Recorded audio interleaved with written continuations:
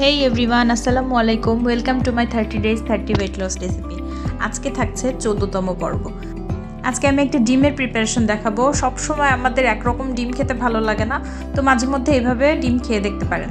তো আমি তার জন্য দুটো ডিম নিয়েছি আর নিয়েছি কিছু সবজি। সবজির মধ্যে আমি নিয়েছি আপনার ব্রোকলি আর বাঁধাকপি। আমি প্রথমে প্যানে একটু অলিভ অয়েল গরম করে নিলাম। এবার আমি এতে একটু পেঁয়াজ কুচি আর কাঁচামরিচ কুচি দিয়ে দেবো। এগুলো ভালো মতো সর্টে করব কিছুক্ষণ। এরপর কিছুটা বাদামি হয়ে আসলে এরপর আমি সবজিগুলো দিয়ে দেব। যেহেতু আমি এখানে সবজিগুলো কাঁচা ব্যবহার করছি, বয়েল করিনি কোনো রকম, সেজন্য একটু সেদ্ধ হওয়ার জন্য সময় দিতে হবে। আমি ঢাকনা দিয়ে ঢেকে কিছুক্ষণ ওয়েট করব। এরপর যখন সবজিগুলো নরম হয়ে যাবে আমি তখন ডিমটা অ্যাড করব। এখন আমি এতে একটু লবণ দিয়ে দিব আর গোলমরিচের গুঁড়ো দেব। তাছাড়া অন্য কোনো মশলা আমি এখানে ইউজ করব না।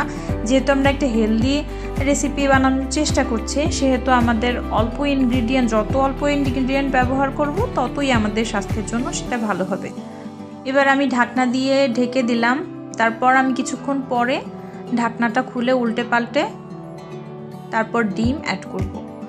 এই দেখতেই পাচ্ছেন আমাদের সবজিটা বেশ খানিকটা সেদ্ধ হয়ে এসেছে। এবার আমি ডিমটা দেবো। আমি প্রথমে ভেবেছিলাম একটু শাকসুকার স্টাইলে করব, প্রতিবার আমি যেটা ভাবি তার উল্টাটাই করা হয়। তো তারপর আমি খুব ভালো মতো ডিমটাকে এই সবজির সাথে মিশিয়ে নেব। এটা খেতে অনেক মজা। মনে হতে পারে যে হয়তো ভালো লাগবে না, কিন্তু এটা খেতে অনেক মজা। আপনারা অবশ্যই একবার ট্রাই করে দেখবেন। এটা আপনার ডায়েটের জন্য বেশ ভালো ভূমিকা রাখবে। প্রোটিনের উৎস ডিম আমরা সবাই জানি, আর ডায়েটের ডিমটা সবাই রাখে। আমরা অনেক সময় দেখা যায় যে মাছ মাংসের উপর আমাদের চাহিদা কমিয়ে আমরা চেষ্টা করি ডিমের উপর বেশি নির্ভরশীল হতে।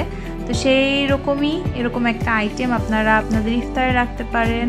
আপনারা চাইলে সেহরিতেও এটা খেতে পারেন, কিংবা রাতের যদি হালকা ফুলকা নাস্তা হিসেবেও এটা খেতে পারেন। তো জানাবেন কেমন লাগলো আপনাদের রেসিপিটা। Thank you for watching.